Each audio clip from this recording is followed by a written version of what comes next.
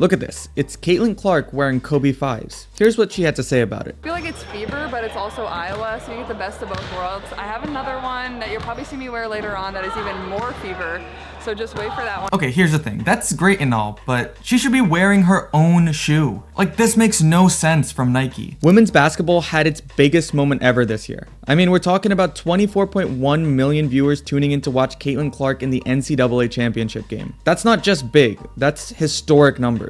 And when Nike signed her to that massive 8-year, $28 million deal, everyone thought, this is it. This is the moment that women's sports marketing changes forever. But here's where it gets weird.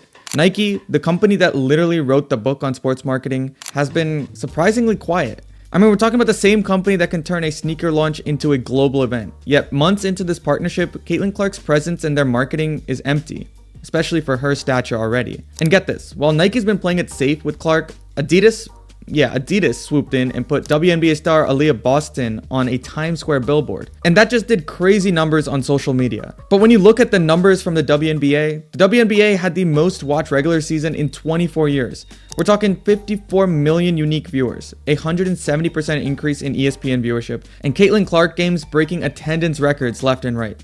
Her social media following, it's up there with NBA stars. So here's what I can't figure out. You got this generational talent, this perfect storm of performance and popularity. She says all the right things. By any measure, she's one of the most marketable figures in sports right now. And Nike's response, it's been pretty lackluster. No signature shoe line, minimal marketing presence. So what's really going on here? Is this a sign that Nike's losing its touch on the rapidly evolving world of sports marketing? So let's dive in and figure out what this means for Nike's future, because I think this story is bigger than just basketball. Okay, some backstory on Caitlin Clark's performance. I mean, what she's done isn't just impressive, it's literally historic. Let me just put this in perspective for you. While at Iowa, she didn't just break the NCAA Division I scoring record, she completely shattered it, putting up crazy numbers, 3,878 points. Get this, that's not just the women's record, that's more than any college player, period.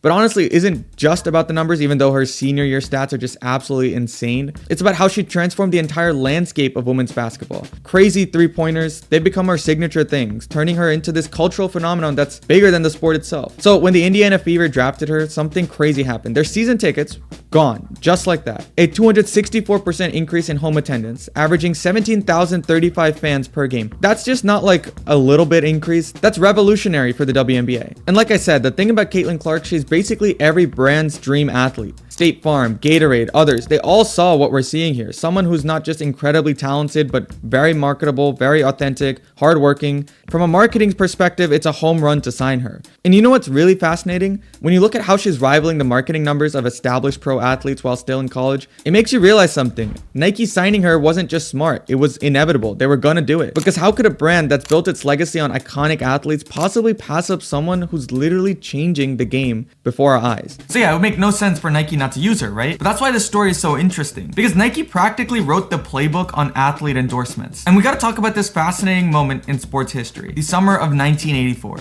Nike, which wasn't even the powerhouse it is today, made what seemed like an absolutely crazy bet. They signed this rookie named Michael Jordan for $2.5 million. Now back then, people thought that Nike had lost their minds. But here's the thing, this wasn't just another sponsorship deal. It was gonna change the way we market athletes in total. If you just look at the numbers, the Air Jordan line now pulls in $5 billion annually. Michael Jordan himself gets a 5% cut of that, which is great. But what's even more interesting is how Nike turned this into a blueprint that they would repeat and use for decades to come. It was actually pretty straightforward. First, you find that special athlete early, go all in on their personal brand, create products that fans can connect with, and watch the money roll in. So when it was 2003, Nike was so confident in this formula that they didn't even blink before offering LeBron James, who was still in high school, mind you, an $87 million rookie deal. And honestly, it paid off big time, eventually leading to a lifetime deal worth over $1 billion. But here's also where things get interesting. In 2018, Nike showed that they could read the room a very different way. Remember that Colin Kaepernick campaign? Believe in something even if it means sacrificing everything? Sure, there were some people that were burning their Nike gear at first, but the company ended up adding $6 billion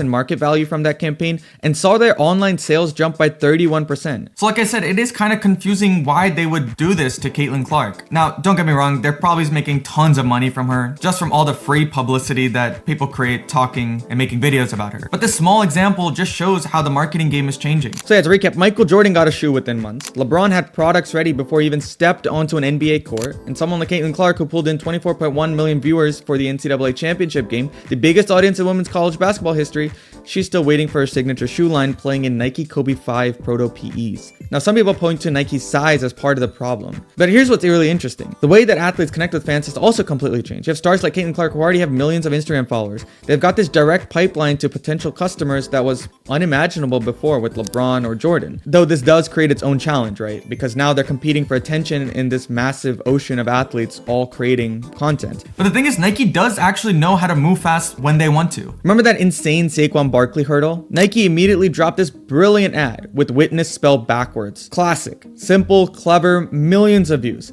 They did it again with Asia Wilson's A1 signature shoe. That was huge.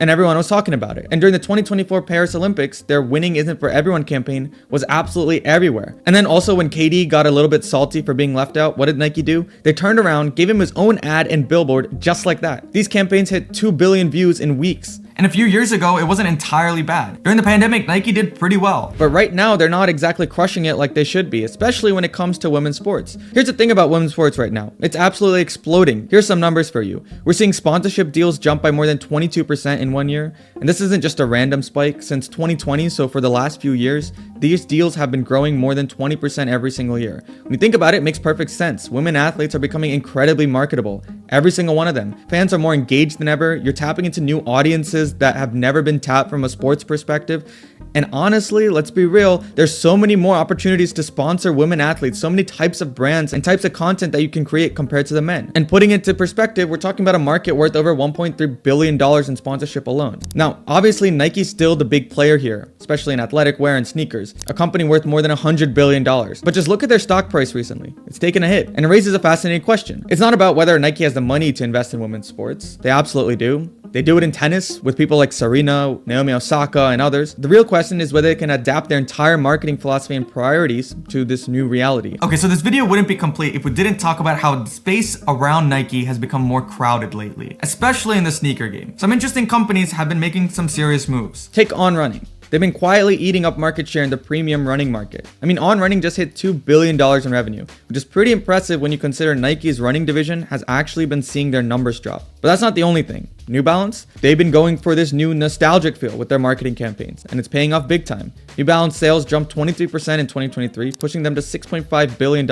And get this, their apparel line just crossed $1 billion mark for the first time. New Balance launched crazy good collaborations and product lineups tapping into that nostalgic vibe that people just can't seem to get enough of. Meanwhile, Nike's been hitting speed bumps, seeing some of their slowest growth in years, particularly in their direct-to-consumer business. And the other competition in basketball, they're getting creative. Puma moved to signing people like Breonna Stewart. Under Armour's got the Steph Curry brand and crushing it. Even Skechers, even Skechers is jumping into the basketball game, signing Joel Embiid to a deal. So what you're seeing here is Nike's dominance getting challenged from all angles. It's not just about basketball anymore, or whether it's men's or women's. It's about the entire sneaker culture shifting literally underneath their feet. So the days of traditional marketing playbooks guaranteeing success, they're gone. We're seeing a new breed of athletes like Caitlin Clark, who aren't just athletes, they're walking personal brands before they even turn pro. And here's what's fascinating. When you look at Gen Z, research shows that they're 76% more likely to support brands that authentically align with their values and stories. Adidas seems to get this, especially with their approach to Aaliyah Boston, like I mentioned. But Nike, it's complicated. They're selective about who gets the full marketing treatment, and their handling of athletes like Clark raises some eyebrows. It's not like Nike's marketing team has lost their touch. They're obviously still marketing geniuses like I showed, but their hesitation to fully embrace this new paradigm in women's sports with Caitlin Clark might be costing them, at least in the opportunity cost. Like they could be making way more. And this all ties into the bigger revolution happening in college sports with NIL deals. Clark isn't alone in signing massive deals while still in college. We're seeing a whole generation of student athletes capitalizing on their personal brands. While this is great news for many college athletes, especially considering how much money schools make from their performances, it's creating this whole new kind of strange dynamic in sports marketing. I actually dove deeper into the NIL landscape with an expert, breaking down what this means for the future of college sports. If you're interested in that conversation, check out the video I made here if it's out, or subscribe and you can see it when it releases.